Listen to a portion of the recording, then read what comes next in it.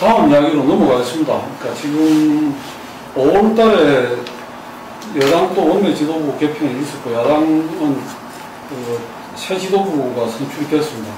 근데, 그럼에도 불구하고 이제 야당, 민주당 같은 경우에는 지지율이 오히려 더 떨어졌어요.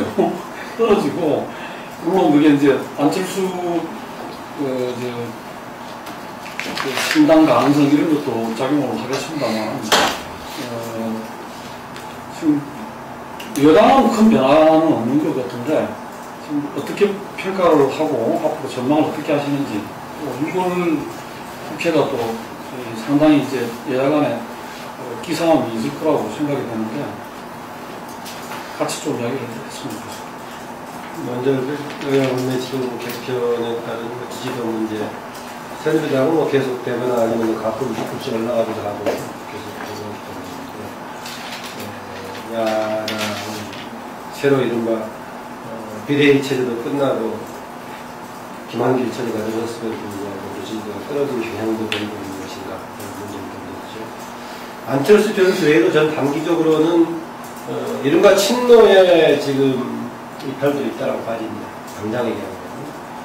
중장기적으로는 이런 세력이 어떻게 정리될 건가가 아니지만 이미 김한길 체제를 반노치기로 보고 있기 때문에 마치 참여정부 말기에서 대통합민주신당 구성했을 때 정동영 당시 후보에 대한 지지를 전부 처리하면서 밖으로 빠져나가거나 일본 문익현 쪽으로 빠져나갔듯이 김한길 체제에 대한 친노 진영의 거부가 일정하게 반영되면서 그렇게 된 것은 아닌가라고 봐지고요. 그랬을 때 과연 지금 새 지도부가 할 수 있는 게 뭔가라고 봤을 때 먼저 여당 정도 보자면 여당 새누리당은 단기적으로 내부에 이제 분화의 조짐이 처음 나타날 시기가 아닌가라고 봐집니다. 지금까지는 물론 지금 박근혜 정부에서 여당으로서 역할이 일정하게 한번 있긴 했죠. 그러나 당시에는 뭐 정부 조직법 개정이라는 이 시기에 새 정부 출범을 두고 했었기 때문에 당이 자율적으로 기능할 수 있는 계기가 없었다. 그 점에서 보자면은 이번 6월 임시 국회 때부터는 여당 내부에서의 정치적인 정책적 분화의 조짐이 조금 나타날 수 있다.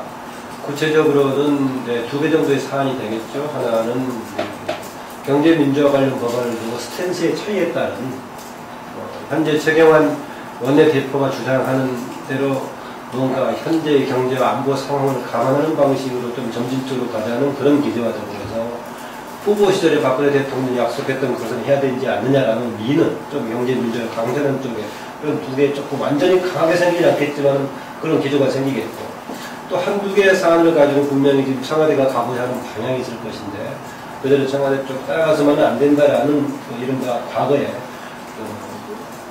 쇄신파들이 등장했던 비슷한 모습과 보여주면서 처음으로 집권 여당 내부에서 이제 불화가 되는 쪽이 생길 가능성이 있다고 봐집니다.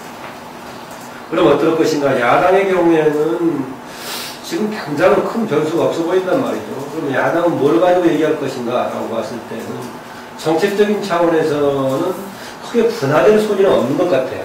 현재는 뭔가 새누리당을 향해서 강공책을 펼치는 쪽으로 하다 보니까 경제민주화 관련된 법안에서는 이견을 보이기보다는 새누리당 변수 강하게 가자는 쪽으로 조금 주장을 할 것 같고 또 내부적으로는 몇 개의 정치적인 사안들이 걸려있죠. 국정원 정치사찰 의혹 문제라든가 또 혹시 모르겠어요. 윤창중 관련해가지고 청와대 시스템 문제를 이번 국회 과정에 던질지 이런 과정에서의 대여 조금 뭔가 좀 전투적인 사실을 보이는 상황이 있기 때문에 당장 여당 내부의 권력투쟁의 양상을 보이지 않고 야당 내부에서는 보이지 않겠지만 여당 내부에서 이번 6월부터는 조금 분화의 조짐이 보일 가능성이 있다고 봅니다. 정부는 뭐 전체적으로 좀 소강면인 것 같아요. 여야에서 뭐 이렇게 특별히 움직임이 보이는 건 다만 이제 안철수 원 쪽의 움직임이 조금씩 이제 좀 가시화되고 빨라지고 있다. 그 정도가 있는 것 같은데. 쪽으로 보면은 일단 새누리당 쪽은 뭐 특별히 뭐 이제 새로운 원내대표가 들어서 오는 게 했지만 뭐 특별히 뭐 변화가 두 개, 그 자체가 뭐 있는 그런 환경이지 않기 때문에 아무래도 뭐 대표라든가 지도부 전체가 뭐 변화된 것도 아니고 당정 관계 특별히 뭐 변화될 계기가 있거나 그런 게 아니기 때문에 국회에서의 경제 민주화 관련된 대응이나 속도 이런 정도 여러 가지 의견이 나오는 좀 미미한 변화, 미미한 어떤 그런 상황들 대체로 정적인 상황 아닌가 싶어요. 그리고 이제 민주당 같은 경우는 이제 새 지도 체제가 들어섰지만은 김한길 대표 체제가 들어섰지만은 역시 이제 예상했던 대로 별 효과는 없는 것 같다는 생각이 들고 일단 뭐 대표 김한길 체제가 들어서고 이제 시간도 어느 정도 지났는데 정작 별로 그렇게 눈길을 받지 못하는 이런 상황으로 계속 가고 있는 것 같아요. 어떤 뭐 당의 어떤 혁신 작업이라든가 또 정치적인 어떤 힘이라든가 이런 면에 있어서 김한길 대표가 그렇게 뭐 눈에 띄는 뭐 그런 새로운 모습을 좀 보여주는 거는 거의 뭐 기록이라는 건 없고 오히려 김한길 체제가 들어섰음에도 대부분의 관심은 이제 문재인 의원의 이제 행보 오히려 거기로 이제 오히려 더 시간이 지날수록 맞춰지는 그런 딜레마를 민주당이 지금 안고 있는지 상황으로 판단이 되고 그래서 저는 김한길 체제의 한계도 지금 드러나고 있는 상황 아닌가 싶고요. 그리고 일단 민주당 쪽에서도 안철수 세력하고 이제 경쟁 의사를 이제는 이제 분명히 한 상황에서 안철수 의원 쪽에 이제 움직임이 이제 가시화되고 있는데 최근에 그 최장직 교수를 이제 영입한 거 청천 네트워크 내일에 그거는 상당히 좀 이제 의미가 있는 그런 효과를 거두지 않겠나 좀 봐요. 일단은 진보 정치학계에 이제 거두였다는 점에서 아마 좀 앞으로 있게 될 그 새 확산 여기에 좀 어느 정도 분위기에 좀 영향을 주는 좀 탄력을 받게 하는 그런 효과는 좀 내다볼 수 있겠다 판단이 들고 물론 아직까지는 신당 창당 얘기를 공식화하고 있지는 않습니다만은 일단은 이제 10월 재보선 그리고 지방선거 독자적인 어떤 대응 세력화 대응 이 의지는 분명히 하고 있는 상황이니까 안철수 의원이 과거 지난 대선에서 봤던 거 보여줬던 것보다는 일단은 그 독자 세력화에 대한 의지를 그 대선 때하고 비교해보면 좀 더 적극적이고 그렇게 늦지는 않게 표명하고 있다는 점 아마 이거는 좀 이제 좀 달라진 모습 아닌가 좀 생각이 들고요. 그래서 역시 앞으로 정부의 주된 관심사는 여당에서 특별히 지금 터져나올 것이 없는 상황이기 때문에 아무래도 민주당하고 안철수 세력 간의 어떤 경쟁 관계 아마 상당 기간은 좀 그 부분이 좀 상당히 좀 전국의 주요 관심사로 계속 살아있지 않을까 좀 생각이 듭니다. 경제 살리기하고 경제 민주화 병진되어야 되는 것 아니냐 하는 이야기에서 조금 보면 서로 6월 임시국회에서 통상임금 문제라든가 또 각종 그 경제 민주화 입법을 놓고 속도 조절을 놓고 좀 서로 간에 충돌할 가능성을 배제할 수는 없다. 또 그 외에 조그만 것들이지만은 조그만 게 아니죠. 단일 사안이지만은 미량의 그래서 송전탑 시행되는 송전탑 설치하는 문제를 놓고 지금 죽기 살기로 서로 좀 주민들이 목숨으로 사수하고 있는 이런 입장에서 이 문제도 또한 아직 일시잠복했습니다만 홍준표 경남도지사 그래서 진주의료 문제 이런 부분들이 6월 임시국회에서 여야 간에 첨예하게 전선을 형성할 가능성이 크다는 생각입니다. 그러나 무엇보다 본질적으로 더 큰 문제로 봐서는 지금 야당, 민주당 입장에서는 이번에야말로 보면은 집권 여당 보수 세력 내부를 갖다 어떻게 보면 이재할 수 있는 어떻게 보면 기회라고 본다. 기회라고 보고 있는 것 같아요. 그것이 뭐냐니까 국정원 댓글 문제가 이게 당초 처음에 이야기되었던 것보다 점점 가면 갈수록 좀 점점 복마전으로 빠져들어간 듯한 느낌을 주고 검찰은 이번 기회에 차제에 경찰과 국정원 자체를 갖다 통제할 수 있는 즉 최고의 수사기관으로서 정보기관까지 장악할 수 있는 기회라고 생각하는지 굉장히 강하게 밀어붙이고 있는 가운데 국정원 댓글 문제 보니까 디가우징? 해갖고 증거를 갖다 인멸한 흔적들이 나오고 있다고 그러지 않습니까? 디가우징 아니고 그거보다 더 센 걸로 했잖아요. 그래 디가우징이지 F가에서 디가우징으로 하려면은 어떤 장비를 써야 된대요. 그렇기 때문에 그걸 했으면 조직적이었다는 것을 면할 수가 없고 근데 지금 이거는 개인이 프로그램을 다운받아가지고 네, 2중 3중을 해서 이렇게 근데 어쨌든 간에 개인 걸로 바뀌고 그게 문제는 뭐냐니까 이런 부분들 또 이것이 국정원 댓글 문제 국정원의 정치 개입 문제 이 부분은 이명박으로 화살이 가게 되어 있습니다.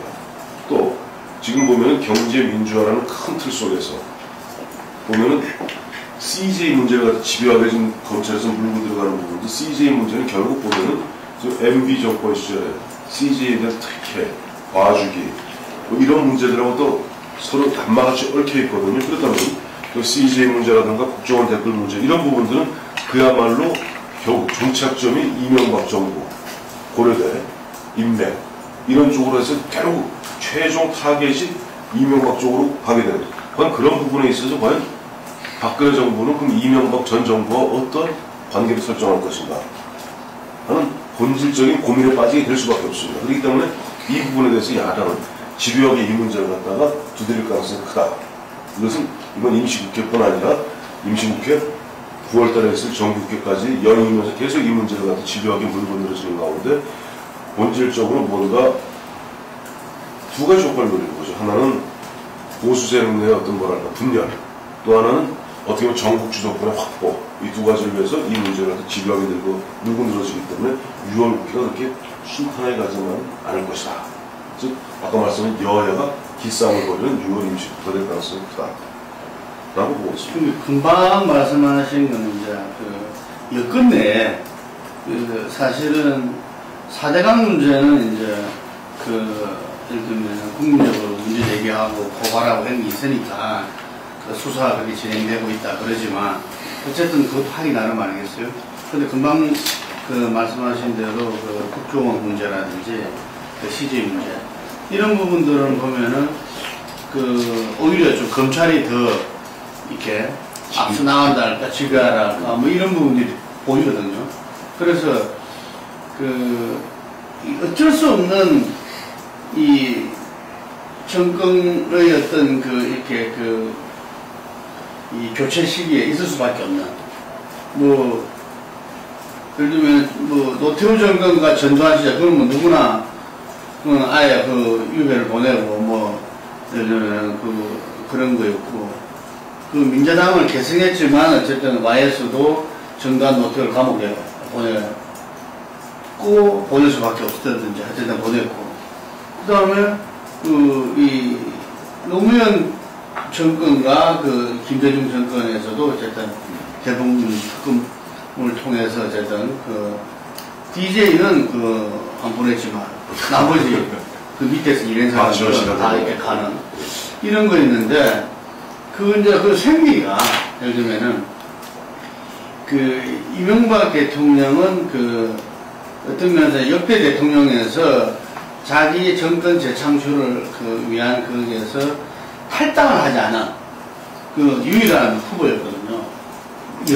여당의 후보가 탈당 요구하지도 않았고 원칙적으로 이 박근혜 대통령 바라지 않는다고 그랬고 어쨌든 간에 그 사이 예를 들면 세곡동 그 집 문제라든지 이런 문제에서 갈등이 불거지고 그것 때문에 어떤 지지율이 출렁거릴 때도 이 탈당을 요구하지도 않았고 탈당하지 않은 그런 최초의 일이죠. 이게 최초의 일인데 지금 현재 모습을 보면은 뭔가 지금 박근혜 대통령이야말로 역사 속의 어떤 성공한 대통령, 성공한 정부가 되고 싶어 하는 것은 아마 가장 강할 수도 있다는 생각이 들어요. 임기 말이 언제입니까? 2018년 2월. 2017년 11월이 박정희 대통령 탄생 100주년이라는 거예요. 예를 들면. 그러니까 그때 시점에서 완전히 성공적인 영감의 피날레를 하기 위해서 지금 여건을 좀 재정비한다고 할까? 제가 볼 때는 이게 우리 김태일 교수가 그때 상당히 강조를 많이 하시는데 선의의 어떤 보수 리더십 뭐 이런 이야기를 우리가 따뜻한 보수 뭐 예를 들면 건강한 보수 이런 이야기를 많이 했는데 어쨌든 간에 이 보수를 갖다가 이 보수 세력을 정말 대한민국이라는 나라를 만들고 이끌고 성공시킨 어떤 그런 부분으로 한번 피날레를 이렇게 일정 정점을 찍고 싶은 속에서 저는 보수 세력 전체를 갖다가 좀 재정비하지 않나. 이번에 강주 5.18에도 내려가서 태극기를 들었다는 것도 상당히 좀 상징적이다 이런 생각이 들어요. 자기의 기본 스타일상 본처장을 갖다가 이 사퇴시키지는 않았지만 MB 정권 때부터 이 사람이 이 재창 대신에 합창을 배운 사람이잖아요. 이게 유임돼 있는데 제가 생각할 때는 적어도 내년 5.18 전에는 이 사람은 그 정리될 것이 알게 봐요. 이게 바로 뭐 이런 일이 있다 해서 이 사퇴시키거나 이러진 않는다. 자기 이 스타일이 이게. 그렇지만 어쨌든 전체적으로 봐서 보수 세력을 갖다가 지금 경제민주화 부분에서 우리가 재벌과 어떤 기존의 이 보수 언론, 이 주도 언론에 하고도 이제 보이지 않는 전쟁을 치르고 있다. 라는 면이 보이거든요. 이런 부분들이. 그래서 이 성공 여부도 상당히 중요하다. 이렇게 보여집니다. 검사들이 개인적 공명심이 대단합니다. 내가 보면 누구 잡아놓았다. 누구 뭐 했다. 그럼 평생 따라가는 거야. 국민검사니 뭐니. 검사의 개인적 공명심. 둘째는 항상 검찰들은 어떤 그런 전환기에 큰 사건을 갖다가 다루고서 권력이라든지 재계를 갖다 장악하고 자기 세력을 키우려는 엄청난 충동을 느끼고 있어요. 특히 이번 같은 경우 중수부 간판까지 내렸잖아. 검찰이. 이번이 기회야. 세 번째는 집권 세력의 어떻게 보면 의도야. 집권 세력 내에서 항상 보면 전 정권과 차별화하고 뭔가 자리를 만들고 싶거든요. 분기를 잡고. 이러니까 항상 정권 교체기마다 아까 우리 김능구 대표 말씀하신 대로 보면 심지어는 DJ에서 노무현 넘어와도 마구잡이로 잡잖아. 이번에도 보면은 그와 같은 차원에서 지금 검찰이 국정원 댓글 CJ 문제 하면서 완전 전방위적으로 압박에 들어가거든. 압박에 들어가는데 이것이 최소한 박근혜 대통령과 그때 법무참모, 정무참모들의 어떤 공감, 묵시적 공감 없이는 이게 불가능한 일이거든요. 그러니까 이런 부분들에서 지금 막 들어가는데 이런 기회를 갖다가 야당이 놓칠 리가 만무하다.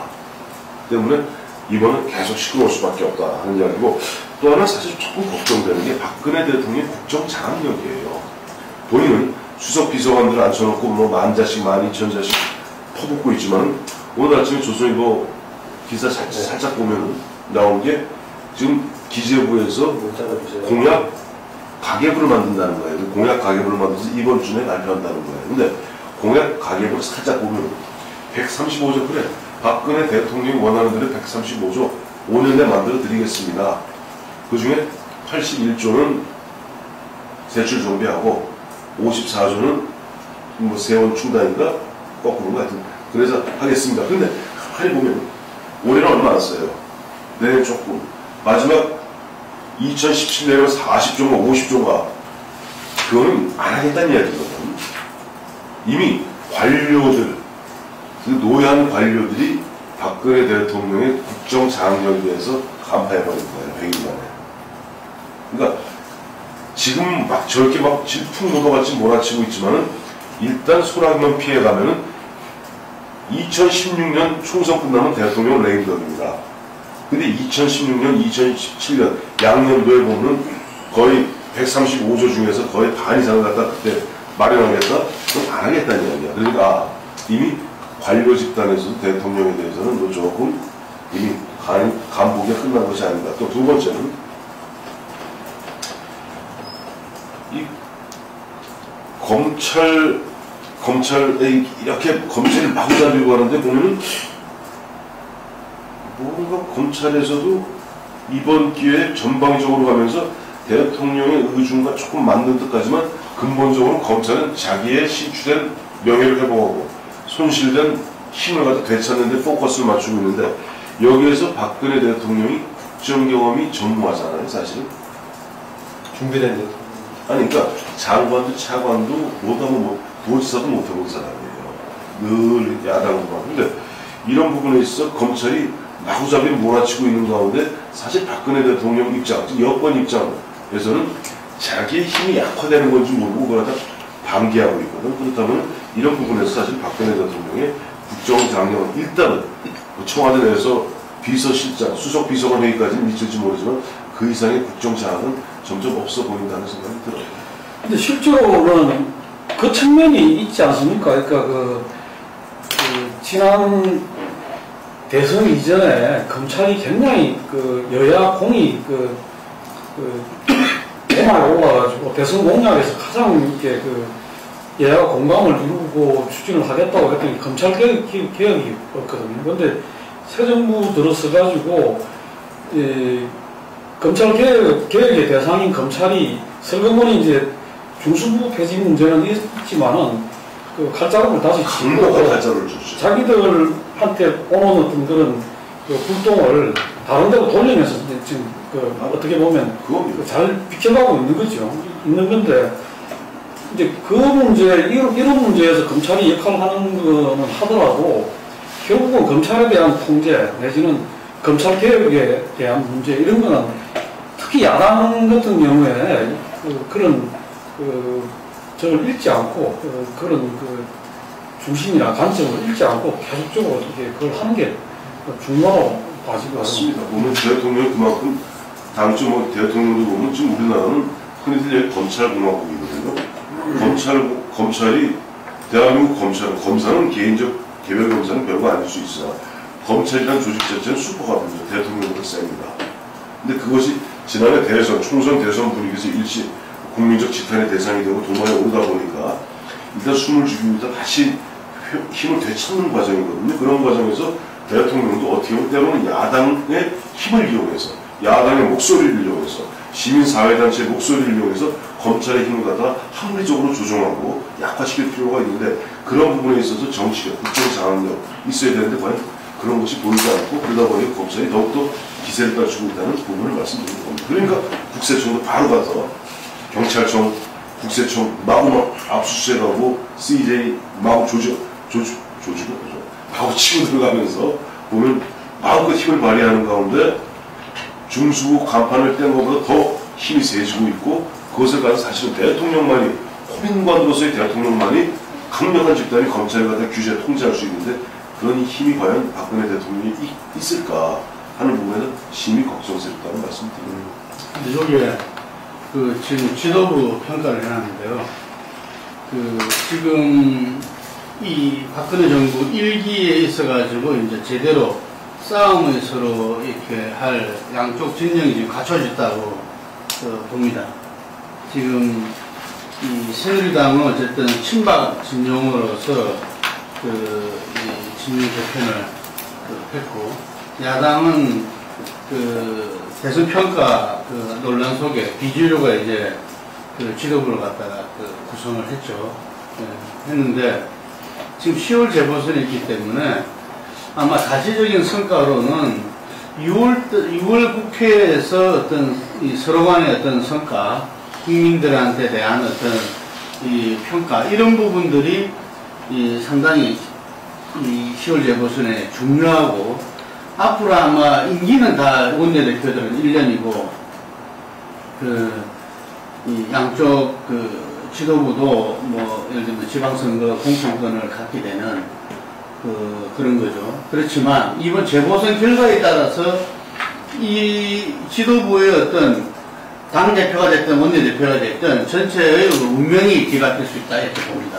그렇기 때문에 이 앞으로 한 5개월 정도가 이 박근혜 1기를 균형 짓는 지방선거 전에를 상당히 중요한 어떤 시점이고 그것이 6월 국회로 이렇게 모아지고 있다 이렇게 보고 있고요. 그런데 6월 국회에서 사실 이 뭐 쌍생이냐 아니면 을지로 을을 위한 어떤 민주당이냐 이 부분들이 좀 이 판가름 나지 않을까 이렇게 싶은데 실제 국회에서는 선진화법 때문에 여야 협상에 의해서 모든 게 처리될 수밖에 없기 때문에 어떤 면에서는 국회에서 처리되는 그 자체보다도 서로 간의 어떤 홍보들이 상당히 중요하지 않나 이런 생각이 들고 국민들 눈에 봤을 때 각 당들이 어떻게 움직이냐의 어떤 느낌 이런 게 중요한 것 같은데 지금 새로운 지도부를 구성한 민주당 같은 경우는 김한길 당대표가 그런 부분에서는 탁월한 전문가인데 느낌이 전혀 없다. 그래서 나는 이분이 김한길 대표가 그걸 몰라서 지금 이제 느낌이 없다. 느낌 안 주고 있다 생각 안 들어요. 그 자체도 전략적이지 않느냐 이렇게 보는 거죠. 뭔가 민주당이 변화, 혁신하려고 하는 모습들을 갖다가 이 국민들한테 주고, 아, 이제 그 대선의 패배 속에서 새로운 어떤 이 시동을 걸고 나아간다. 이게 역시 민주당이 그래도 정통 60년 야당으로서 이제는 정말 수권 정당으로서 한번 기대를 하자라는 분위기를 만들어 나가고 그걸 맨 앞에서 주도해 나가셔야 되는데 그걸 안 하고 있다는 이야기죠. 이게 직무유기냐 라고 봐서 저는 고도의 전략이 또 그게 있지 않나 이런 생각이 듭니다. 그래서 한간에는 이 뭔가 정계 개편을 위해서 이 김한길 대표 그러는 거 아니냐 이런 의혹 제기도 있어요. 왜냐하면 긍정적으로 다 평가하시네. 하나의 이 안철수 세력과의 어떤 결합이라든지 어떤 부분들을 위해서 뭔가 이쪽에 여지를 좀 이렇게 많이 줘야 된다. 이런 차원에서 뭐 그런 게 아니냐 이런 이야기도 있지만 겉으로는 지금 이제 협력이 아니라 이제 경쟁 관계다 선포도 하고 했죠. 그래서 그 측면에서 이 민주당의 지금 현재의 그 지도부가 저는 빨리 어쨌든 국민들한테 그런 가시적인 어떤 모습을 보이도록 바뀌어야 정계 개편도 오히려 국민이 원하고 이 수권 정당의 방향으로 갈 것이다. 이렇게 보기 때문에 그거는 김한길 대표가 전략적으로 만약에 그런 생각을 갖고 있다면 미스하는 거다. 이렇게 보는 거고요. 이 여권 같은 경우는 정말 친박한테 기회를 한번 줘야 된다. 이런 생각을 해요. 그래서 그 사람들이 어쨌든 간에 절치부심 끝에서 이번에 정권을 잡았잖아요. 잡았기 때문에 그들한테 기회를 한번 줘야 된다. 변명을 안 하도록 하려면 기회를 줘야 된다. 그게 정말 이번 국회를 통해서 또 당청 관계의 새로운 정리를 통해서 뭐 최경환 원내대표는 이번에 그 청와대 홍보관계 인선부터 자기들이 뭐 제대로 하겠다고 그랬는데 이제는 더 이상 뭐 제가 인터뷰할 때 보면 자기들이 쓴소리고 뭐 할 이야기는 다 한다. 그렇죠. 그것이 알려지는 게 바보다. 뭐 예를 들면 이렇게 이야기를 하는데 실제로 그래 하는지에 대해서 정확하게 이제 친박이 정치 세력으로, 정권 주도 세력으로 평가받아야 된다. 이게. 그래야 박근혜 정부가 그게 아니면 또 다른 주도 세력으로서 나가야 되는 거고. 그래서 그런 부분들이 이번 6월 국회를 통해서 또 청와대의 어떤 새로운 정립되는 어떤 이 6월의 어떤 시기를 통해서 되지 않겠냐. 그리고 이번 6월 말 중에 그 방송에서 이 한중 정상회담도 한다는데 정말 거기에서 이 보수 세력의 어떤 총합의 극대화라는 모습을 국민들한테 보여줘야 되지 않겠냐. 뭐 이런 측면에서 6월달이 저는 혼란이라기보다는 이제 5월달은 그냥 혼란이었잖아요. 이거는. 그렇지만 6월달은 정말 뭔가를 해나가는 과정 속에서 어떤 서로 격렬한 이런 부분이 있을 거라고 봅니다. 좀 메모를 해봤는데 거의 7, 8개 정도가 한꺼번에 막 여러 가지 이야기가 나와가지고 뭘 가지고 해야 될지 모르겠는데 다 논쟁의 소지가 다들 좀 있는 거 아닌가.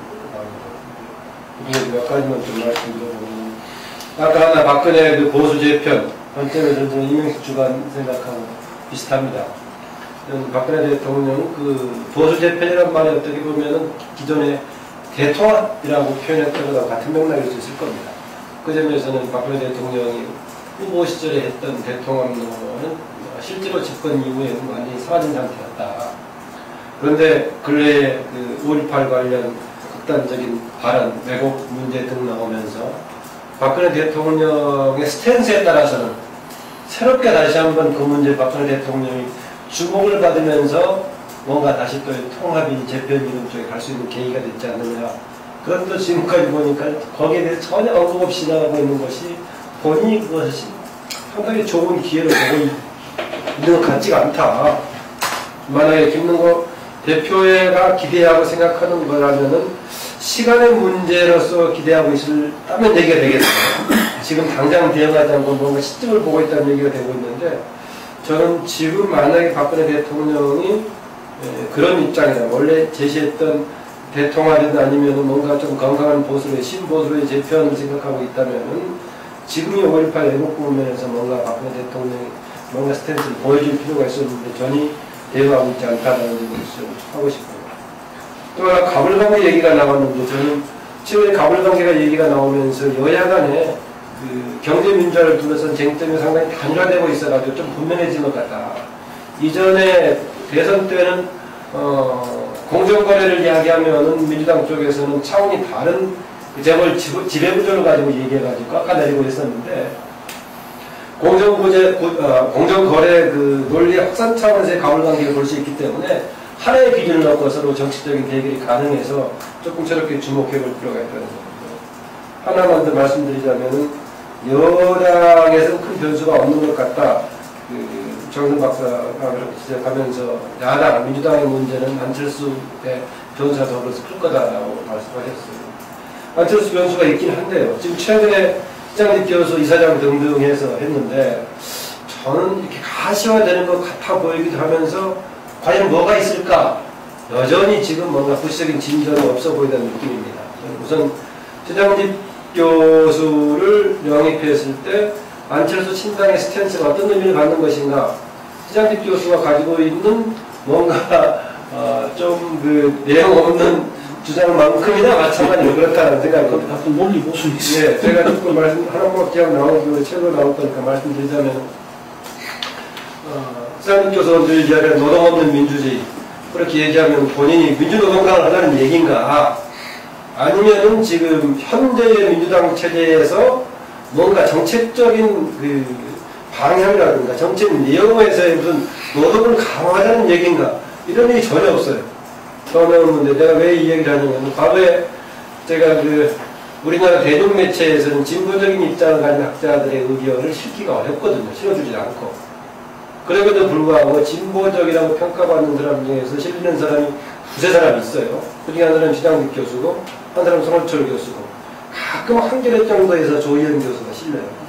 그러면 왜 우리나라 대중매체에서 진보적인 것을 실기가 어려운데 실리는 걸까? 시장직 교수는 우리가 얘기하는 진보적인 그런 패러다임이 아니에요. 자유주의 패러다임이에요. 그런데 가끔 용어를 진보 노선을 포함한 용어를 써요. 그러다 보니까 내용을 따지면 앞뒤가 안 맞고 비어있어요. 그거 써도 괜찮습니다. 그런데 그런 입장을 가지고 지금 안철수 신당을 얘기했을 때 무슨 정당을 가다는 것인가 여전히 지금 새로운 출발되어 있다는 점입니다. 기왕 나오면 손원철 교수 얘기하자면 손원철 교수는 논문을 쓸 때는 완전히 막시스트 패러다임을 써요. 그리고 언론에 쓸 때는 친구들 주변에 신변 잡기 이야기, 비하인드 스토리 이런 걸 쓰니까 대중에 이제 관심을 갖는 거고 조희연 교수는 굉장히 성실해요. 성실하기 때문에 자기의 진보적인 노선과 대중적인 자유주의 패러다임을 두 개를 연결시키려고 노력을 해요. 그러다 보니까 내용이 굉장히 어려워요. 이야기를 어렵고 이런 특징이 있는데 제가 그런 점으로 내가 최강직 교수를 몇 번 분석을 했었는데 최강직 교수하고 안철수하고 딱 맞네. 근데 노동 없는 민주주의를 얘기하는 것을 노동 있는 민주주의를 얘기하려면 어떻게 가야 될 것인가? 과거의 민주노동당 스타일로 가야 된다는 얘기인가? 아니면 민주당에서의 조금 정책적으로 노동을 강조하는 쪽으로 가야 될 것인가? 아니 인적 대변에서 노동계층을 많이 넣는다든가 이것처럼 내용이 없는 상태에서 노동 없는 민주주의를 얘기하고 있어서 예, 마침 안철수 의원 행보 문제로 또 이야기가 넘어왔는데 이게 이제 지금 오늘 신문 보니까 문재인 의원이 진주 어려운 방문하고 그저께 또 이제 봉화마을 노무현 사주기 추도식에서 발언도 하고 하면서 좀 활동을 본격화하는 거 아니냐 그런 추측들을 갖고 있고 또 박원순 시장 경우에도 봉화마을 내려가고 다른 분들도 많이 내려갔습니다만 그런 거 야권 내에서는 내년 지방선거까지 내다보면서 좀 잠재적인 주자들의 움직임이 활발해지고 경쟁도 좀 해지지 않겠나. 근데 한편으로는 여건은 좀 당장은 어렵겠습니다만 여건이라 하더라도 내년 지방선거까지를 내다보면 그 다음을 내다보면 다음 그 대권을 내다보면 사람들이 조금씩 가시가 되거나 움직임들이 있어야 될 건데, 그런 부분에서 지금 올 6월 전국에서 이후로 넘어가면서 그런 걸 어떻게 연관시켜서 볼 수 있을지. 자기 이제 결론은 무슨 장관장이 안철수 신당 문제는 좀 이제 시점은 아마 유동적일 것 같아요. 둘 중에 하나일 텐데, 이제 10월 재보선이냐 아니면 10월 재보선은 그냥 무소속으로들 나가고 내년 이제 지방선거일 테냐 그런데, 그건 아마 10월 재보선의 판이 얼마만큼 이제 커지냐 여부에 좀 많이 좌우되지 않을까 좀 생각이 이제 들어요. 그래서 만약에 이제 그 의미 있는 지역들, 호남하고 수도권 여기가 많아지면서 진짜 민주당하고 한판 승부가 거기서 그냥 벌어지는 게 낫겠다 하면은 그때 뭐 이제 정당 교우를 갖는 수순으로 들어갈 수도 있을 거고, 근데 그거가 아니라 굳이 뭐 10월 재보선에서 정면 승부를 하는 것보다는 차라리 한 번에 그냥 더 세부학을 해가지고 차분차분히 해서 지방선거에서 승부를 한번 거기서 한판 승부를 벌이는 게 낫겠다는 그때로 이제 또 갈 수도 있을 거고, 그건 뭐 다소 좀 유동적일 것 같아요. 근데 뭐 어떤 식이 되든 간에 10월 재보선에서 이제 뭐 호남이 뭐 전에는 이제 많아야 2곳인데 많으면 3곳, 아니면 이제 2곳, 한 2곳 정도 되지 않겠는가 싶은데 재판 일정보가 아마 아니라 그거하고 이제 서울에서 글쎄 이제 그 서대문으로 이제 어떻게 될지, 이제 정도원 의원 서대문 그거가 이제 그 관심 지역이고 이제 그럴 텐데, 일단은 뭐 저 호남 만약에 이제 2곳 정도 이제 치러진다고 했을 때 거기서 제가 보는 데는 지금의 어떤 그 추세라고 하면은 아마 호남에서 2곳은 민주당을 안철수 쪽에 앞서지 않을까. 공천에서 아마 좀 평균 이상의 것만 좀 한다고 하면은 저는 좀 그렇게 이제 예상을 해요. 지금 현재 호남에서 했던 뭐 분위기라든가 그런 것들 좀 해봤을 때 지금의 흐름 자체가 이제 그렇고, 그래서 저는 그 10월 재보선이 무슨 당 창당 단계든 아니면 그 이전 단계든 간에 10월 재보선을 거치면 아마 민주당하고의 경쟁에서 상당히 좀 새로운 국면이 열리게 될 가능성이 좀 크지 않겠는가. 민주당이 일단 저 호남 쪽에 상당히 좀 흔들리는 이런 상황을 뭐 충분히 내다볼 수 있을 것 같고, 결국은 그것이 이제 내년 이제 지방선거에서 전체적으로 이제 수도권하고 그 호남 지역에서 이제 전략적인 이제 승부, 이거에 따라서 이제 결판이 날 거로 이제 보이는데, 저는 전반적으로 추세를 봤을 때는 민주당을 안철수 쪽에 좀 제치는 상황으로 가지 않을까 좀 이렇게 좀 예상을 합니다. 그러니까 이제 그 전략적 승부처가 되는 수도권하고 호남에서는 물론 이제 그렇고, 그리고 이제 그 이외에 그 다른 지역, 뭐 영남이라든가 충청이라든가 이쪽 같은 경우도 제가 해석컨대는 뭐 새누리당 우세 지역들이지만 당장 10월 재보선에서 여러 군데 거의 치러진단 말이에요. 물론 새누리당이 앞서는 지역이지만은 그래도 안철수 쪽에 다 출마를 하면은 아마 그러면은 2등이 되는 지역이 상당히 좀 많이 나오지 않겠는가. 민주당이 3등이 되는 이제 지역들이에요. 그래서 저는 아마 10월 재보선이 이제 그 분기점이 되면서 전반적인 좀 분위기가 달라지고, 그래서 야권의 어떤 좀 상당한 이제 그 변화, 그리고 그게 아마 그때는 지방선거에서 좀 어느 정도 가시화가 결과가 나오는 상황이 아닐까 좀 되다 보고요. 그런 정당 차원에서는 그렇고, 저는 그 야권의 한정에서 그 차기 주자 이제 그 간단히 얘기드리면은 일단 문재인 대 안철수 경쟁 구도는 뭐 예상을 이제 뭐 하나 해야 될 것 같고요. 당연히 일단은 지금 이제 친노 진영, 구주류 진영이 일단 뒤로 물러섰지만은 결국 일정 시점 가서 아마 지방선거 이후가 되기가 쉬울 텐데 재결집하는 거는 뭐 충분히 예상할 수 있는 거고, 그 구심이 이제 문재인 의원이 이제 될 거고, 그러면 결국은 그 세력 논리에 의해서도 뭐 어느 당의 형태가 어떻게 되든가 상관없이 일단 문재인 의원은 안철수하고 다시 경쟁을 벌이는 관계로 들어가지 않겠는가 보고, 다만 변수는 이제 박원순 시장. 박원순 시장이 거기에 같이 또 경쟁 관계에 뛰어들 것인가 이제 여부인데, 그동안은 이제 안철수 의원하고의 그 인간적인 의리라든가 여러 가지 때문에 그 가능성은 좀 없지 않을까 좀 예상을 많이 했는데, 근래 들어서 박 시장의 이제 행보를 보면은 꼭 그렇지만은 않을 수 있겠다 하는 여러 가지 좀 끈적이 좀 감지는 좀 되는 것 같아요. 분위기상으로. 그래서 박원순 시장이 그 야권 주자였던 경쟁에 뛰어들 것인지 여부, 이거는 좀 이제 좀 지켜봐야 될, 하지만 배제할 수는 없는 그런 변수가 좀 남아있는 것 같다는 그렇게 이제 선마를 합니다. 재보선을요, 지금 제 추측인데 9군데 될 것 같아요. 9군데. 그만 말한 대로 호남 지역은 나주하고 전주 완산을 여기 2군데가 될 것 같고, 경상도가 3군데, 경북에 2군데, 포항과 구미, 경남에 합천을 1군데, 한 3군데 되고, 충청도 서산 태안 1군데, 그 다음 경기도 2군데. 충청이 그밖에 안 돼? 예, 딴 데는 다 1심이에요, 1심. 충주, 보건, 옥천 다 1심입니다, 1심. 그리고 인천 하나. 이렇게 해서 한 9군데, 서대문은 안 될 것 같고요. 서울은 지금 2심 진행 중인데, 하여튼 제가 듣기로는 아마 이리저리 막 이렇게 그 전에 결정 안 나도록 한다는 이야기가 그 얘기가 있더라고요. 서울이 되면 그거는 아주 폭발적이죠. 이래 되면 결과는 어찌 되냐면은 현재 의석 9군데, 새누리 5군데, 민주당 3군데, 무소속 1군데인데 포항이 이제 김영태 의원이 탈당해서 그런 건데, 그래서 이 새누리당이 5당 무소속 1군데 6군데를 다 섞어날 가능성이 크다. 지금 봤을 때는 이 부분들을 엎을 여지가 별로 없다는 이야기죠. 예를 들면은 경북 3군데, 충청도, 그 다음에 인천도 서강화 같은 경우 완전 정세 지역이거든요, 새누리당. 거기다 평택. 6군데이고 민주당이 세 지역에서 만약 호남에서 안철수 세력하고 쟁패를 하고, 핵심이 이제 경기 수원에서 어찌 될 거냐.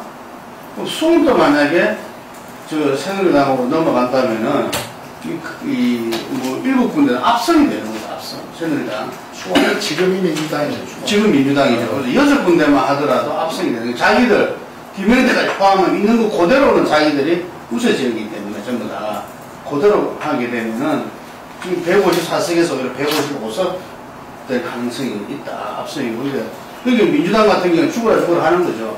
이게서는 이길 가능성은 거의 없고, 그 다음에 오히려 호남에서 지금 안철수가 붙어서 금방 이야기했는데 지금의 흐름으로 보자면은 이 민주당에 대한 반발로서 안철수에 대한 지지가 있는 것은 분명하지만, 그렇다고 해서 이 반발을 새롭게 바꿀 만한 것은 별로 없다.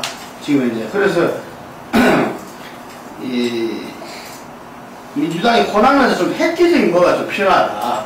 예를 들면 정책도 그렇고, 이제는 민주당이 이제 호남에서 독식하지 않겠다. 여러분들 한테 우리가 그동안 이렇게 독식했던 여러 가지를 갖다 기득권 단계를 놓겠다.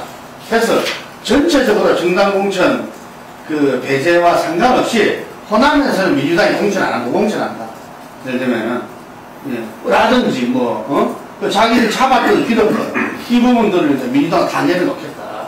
그렇지만 전국 운영을 위해서 국회의원은 다른 거니까, 예를 들면 그런 거라든지, 그 다음 인물 공천에서도 그 전에 정말 이 시민들이 원하고 하는 것이 아니고, 예를 들면 자기들이 어떤 그런 권력 정립에 의한 어떤 공천을 했다면 이번 보궐선거에서는 정말 깜짝 놀랄 만한 그 후보를 갖다가 공천을 해야 된다. 이게 그런 측면에서 민주당이 그 정도까지 하더라도 지금 이 흐름이 엎어질까는 잘 모르겠어요. 지금 따벌 이상인데 그 정도는 기본적으로 해야만이 이 안철수 세력의 후보랑 이 붙장 뭔가 경합이 될 것이다. 이렇게 보여지고요. 그래서 안철수 세력이 에서는 제일 큰 문제가 자기들의 그 새정치란 이미지에 부합되지 않는 후보를 공천하는 부분에 제일 지금 염두에 두고 있죠.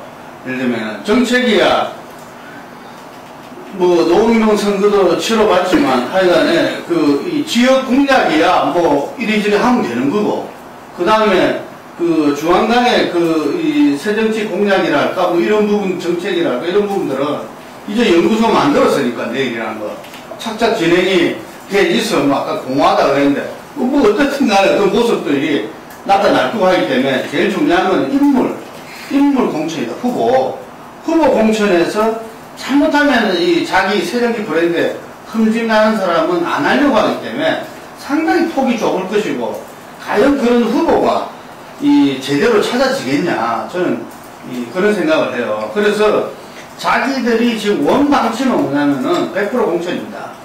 이 100% 공천하고 아까 지방선거에서 일하면 겨루는 게 아니고 차곡차곡 나가는 계획을 가지기 때문에 이 당장의 어떤 성패는 중요하지 않다.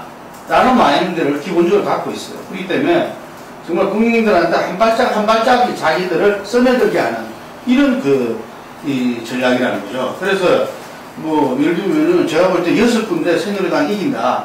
그 지역의 2위는 안철수 후보라는 거죠.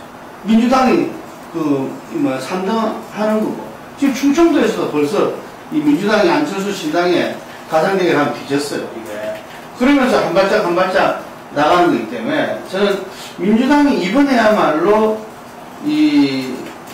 정말 국회라든지 이런 걸 통해서 어쨌든 최근 히트자 안타는 되죠.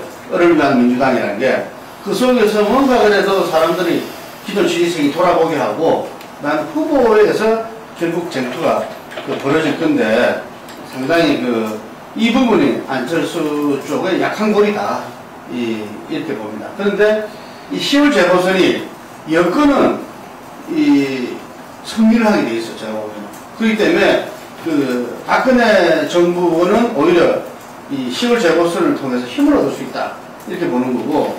근데 야권이 민주당이 정말 극단적인 경우에 한석도 못 얻고 자기 의석을 다 잃고 그 다음에 2등이 아니라 이 다른 지역에서는 다 3등 해버리고 하는 최악의 경우가 있을 수 있다. 예. 그랬을 때는 아마 지금 지도부들이 또 전면적인 개편의 바람이 불 것인데 저는 그런 거에 불구하고 민주당은 안 망한다. 왜냐? 좀 전에 말씀하신 대로 대권 주자를 이 문재인과 박원순을 갖고 있다. 이게. 그래서 저는 문재인 의원이 이제 제가 현안 이슈마다 나타날 거다, 던질 거다 했는데 진주 의원도 나타나고 아마 보일 겁니다. 예를 들면 48% 1470만 표에 아주 극단적으로 평가절하더라도 반은 문재인 표다.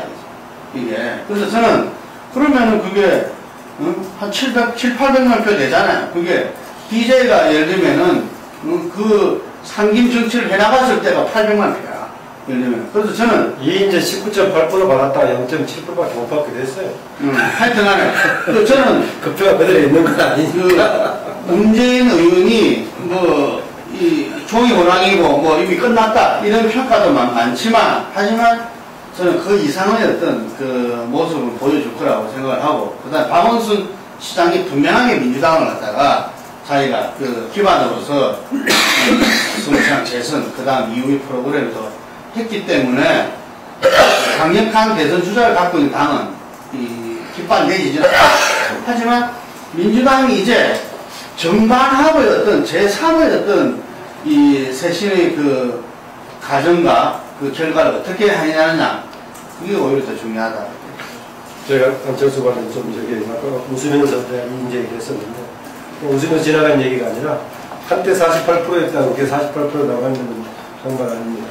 상상해보세요. 어떻게 이제 20% 가까이 받았다가 1%도 안 되는 0.7%밖에 못 받게 하는 것이니까 향후 정당 구도와 구도 속에서 어떤 역할을 하냐에 따라 달라졌다고 봐지고요. 저는 안철수 의원 진영에서 최근에 긍정적인 면은 이전보다도 가장 조금 더 진전된 새로운 정책 방향을 얘기했다. 본인이 지난번 4가지를 얘기했는데 압축하자면은 기존의 양당 독과점 구조를 깨는 방향으로 가야 된다. 적대적인 공정관계를 깨고 뭔가 자꾸 발전하는 방향으로 가는 데 초점을 맞추고 있다는 점에서는 바람직해 보인다는 점입니다. 지난번 4.24 재보선을 뒀을 때 10월이 이제 새누리당에는 심판의 계기가 될 거다라고 했었는데 저는 그때도 아닐 거라고 봤는데 지금 김동우 대표 잘 지적해 주신 것 같아요. 오히려 10월 재보선에서는 타격은 전혀 새누리당은 받지 않을 것이다. 설령 극단의 경우라고 하더라도 154석의 의석 중에서 하나는 혹시 이럴지 모르겠지만 오히려 유지하거나 플러스될 가능성까지 있는 상황에서 새 진영 중에서는 새누리당한테 10월 재보선 가장 혹이다라고 볼 수 있다. 안철수 진영이 그때를 계기로 부상할 것이다 라고 했었는데 저는 여전히 리스크가 있고 안철수한테는 꼭 좋은 기회만 아니다. 많은 초점을 맞추고 있는데 과연 생각한 것만큼의 성과를 얻을 수 있을까? 이미 지금 그 인물 문제를 얘기하고 있는데 안철수 의원 진영에서의 10월 재보에서 내세운다고 했을 때 두 측면이죠. 하나는 지역에서 활동했던 사람들 그냥 내놓고 보자면은 구태나 어떤 인물의 취약성을 얘기할 것이고 그 밥에 끝나면 예, 나올 것이고 조금 괜찮은 사람이라기보다는 조금 알려진 무슨 뭐 법률가급을 내는 낙하산 논란일 것이고 하기 때문에 그렇게 하는 것도 조금 간단치가 않을 것이다 라고 봐집니다. 그 점에서 아까 민주당의 획기적인 변화를 이야기하면서 기득권 넣는 걸 얘기했는데 저는 무공천을 가지고 민주당의 기득권을 해결하는 방법이라고 보지 않는다. 역시 왜냐하면은 뭔가 기존에 가지고 있었던 우리가 기득권이라고 얘기한다면은 뭐 그 특권을 가지고 마음대로 누리는 것인데 그 특권을 포기한 상태에서 뭔가 발전된 모습을 보이는 것이 바람직한 것이지 무공천했다고 해서 그게 뭐 쇄신으로 보이지는 않을 것이다 라고 합니다. 와, 이 호남에서 무공천 엄청난 거죠. 무슨 소리예요. 그게 자기가 공천 가지고 다 전부 자기 그냥 안철수 그럼 넘겨준다는 것밖에 안 되는 거죠. 아니 그 지금 이야기는 10월 재보선에서 무공천 하겠다는 게 아니고 내년 10월, 내년 6월. 내년 지방선거에서 지방선거? 기초단체장 그건 얘기가 될 수 있어요. 제가 얘기했잖아요. 국회의원 공천을 해야 되는데 그거 말고 지방선거는 얘기가 안 되지. 지방선거에서 내년 6월, 공천을 내년 해서 6월 하겠다. 그건 얘기가 돼. 그건 어차피 여야 간에 이건 나중에 이번 6월부터 논란이 될 거예요. 논란이 될 거니까. 근데 뭐 최경환하고 지금 보면 전병헌 두 분도 보니까 어느 대표 그 부분에 대해서는 분명한 얘기가 못 하고 있더군요. 당내에서 반발이 심하기 때문에. 근데 한 가지 의문이 드는데 안철수가 신당을 만들든 안 만들든 이 새누리당이 우세 지역 내지는 그 뭐 특히 이제 영남 지역 같은 데서 이 일정 돌파라고 해낼 수 있는 여지나 가능성을 못 가진다면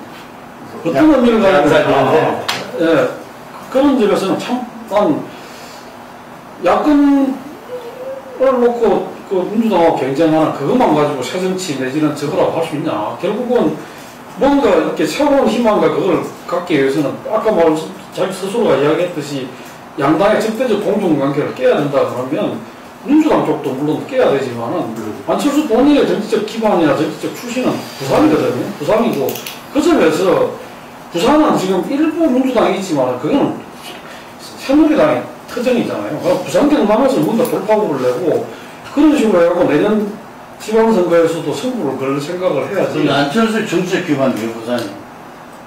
지가 그 태어나고 학교 다닌 게 부산이라면 근데 정치적 기반은 전혀 상관없지. 정치적 기반하고 상관없다고 이야기를 하면 그러면 기반이 없는 거지. 부산에서 아무 활동도 안 했는데 부산 돌아가고 있는 서울 올라온 거 같아요. 그러면 호남에서 아무 활동을 안 했죠. 네? 호남에서 활동은 아무것도 없죠. 호남에 아니 안철수에서는 호남이 예를 들면 오히려 거기에서 만들어준 거지. 호남 민심이 자기를 결국 만들어준 거. 민주당 기반을 먹는 걸 빼놓고는 없지 않느냐 그 얘기가 그러니까 제가 말씀드리는 거는 뭐냐면 안철수나 서양집이라는 양반들이 아까 이야기했듯이 민주당보다 좌측의 스탠드에서 노동을 끌어들여갖고 뭔가 진보적인 정당을 하겠다 이런 생각을 해가지고 한 접근하는 거라면 민주당하고 붙어가지고 이쪽을 넘기는 게 맞죠. 그러면 나 호남이 그게 되는 게 맞다. 근데 그때까지 모여왔던 그거는 새누리당하고 민주당 중간에 있는 지점에서 그 자기 기반이나 그게 있잖아요. 제3의 정당 하죠. 그렇게 제3의 정당이라면 그럼 결국은 뭐냐면 새누리당 쪽도 좀 저걸 해내야 되고. 그래서 저희 노원에 나왔잖아요. 부산하려고. 새누리당 지지자의 25%가 간 거예요. 맞아요. 아니 그러니까 노원에서는 그랬는데 진짜 그거가 있으려면 아니 그러니까 그 영남이나 이쪽에서 뭔가 좀 파열음을 내는 민주당이 못했던 걸 보여주고 그래서 그 부분에 있어가지고 제가 이야기하고 싶은 게 이번에 5.18이 내려가가지고 강주 정신을 이야기했거든. 이게 그러면 강주 정신을 이야기했으면은 강주야말로 어떤 이 독재와 예를 들면은 어떤 이런 기존의 어떤 지배 세력에 대한 항구고 이런 건데 본인이 거기에 대해서 정확히 알고 있냐, 처음 했냐 이런 문제 제기를 486 정치인들이 하더라고 그 부분을. 그러면 금방 이야기한 대로 제3의 정당이고 뭐를 떠나서 예를 들면 적대적 공생관계에서 일단은 뭐냐면 현재의 정권 주도 세력에 대해서 일단 분명하게 자기가 거기에 대해서 메시지를 던져야죠. 예를 들면 그런 부분들은 어떻게 보면 안철수의 어떤 그 한계지 않느냐, 기본적으로. 그 한계를 극복하지 않으면 어렵다. 그래서 저는 그런 부분은 준비되고 있다, 이렇게 봅니다. 이게. 짧게 말씀드립니다. 네, 짧게 말씀하시고 시간이 그러니까 김문구 대표님 자꾸 말씀하시면서 민주당은 올 10월 재보선 민주당 위기일 수 있다. 그 말씀하셨는데 저는 전적으로 공감하고요. 지금 뭐 김한길 대표 체제로서는 위기가 계속될 수밖에 없다고 봐요. 그러니까 그분이 대권 주자가 아니거든요. 보면은 국민들에게 대권 주자를 깊이 각인된 것도 아니고 어떻게 보면 관리형 대표 체제, 어떻게 보면 과도기적 대표일 수밖에 없으니까 위기가 거듭될 수밖에 없고, 아까 조금 전 김문구 대표님 말씀해 보니까 이제 박원순 시장, 다음에 문재인 의원 이제 말씀하셨는데, 저는 거기에다가 지난 대선 때 그 내부 경선에 참여했던 김두관, 또 최근에 보면 7월 달에 저 돌아오기 전에 한 700명, 손학규, 700명 배낭여행 한다고 그러죠? 손학규 전 대표. 이런 분들의 어떤 등장. 아니, 아무리 흘러가도 지금은 어쨌든 그런 나름대로 지분이 있는, 김한길 대표 말은 저는 당내 세력도 없고 지분도 없습니다 하는 사람이 대표가 되는 게 흔들리는 거예요. 그러니까 나름대로 지분이 있는 뭐 정세균이랄까, 손학규랄까, 이런 사람들이 당분간 2, 3년, 3, 4년 끌어주는 가운데 내년 지방선거에서 박원순, 송영길 아니죠. 우선 당장은 이 사람들이 재선이 돼야 돼요. 재선이 돼야지 그 다음 미래에 있는 거지. 막말 내년에 나왔는데 줄줄이 다 깨졌다. 그럼 그분들은 당분간 쉬어야 됩니다. 그렇기 때문에 일단 안희정이라든지 또 안에 또 있잖아요. 그런 사람들이 내년 6월 지방선거 돌파할 수 있을 때까지는 어떻게 보면 그동안 끌어왔던 정세균, 손학규, 김두관, 김두관 좀 젊은 사람이긴 하지만 이런 분들이 어떻게 보면 당의 전면에 빨리 나서주는 것이 당을 갖다가 안정적으로 끌어가는 데 도움이 되지 않겠는가 하는 생각이 듭니다. 짧았죠? 네, 긴 시간 고맙습니다. 그리고 뭐 어차피 지금 그 6월 국회에서 상당히 치열한 여야간의 그 공방이 펼쳐질 거라고 생각이 됩니다만, 이게 이후에 어떻게 그 영향을 미쳐가지고 10월 재보선 결과가 또 어떻게 될지, 7월 달에 또 어떤 일들을 갖고 이야기해야 될지 고민하게 됩니다.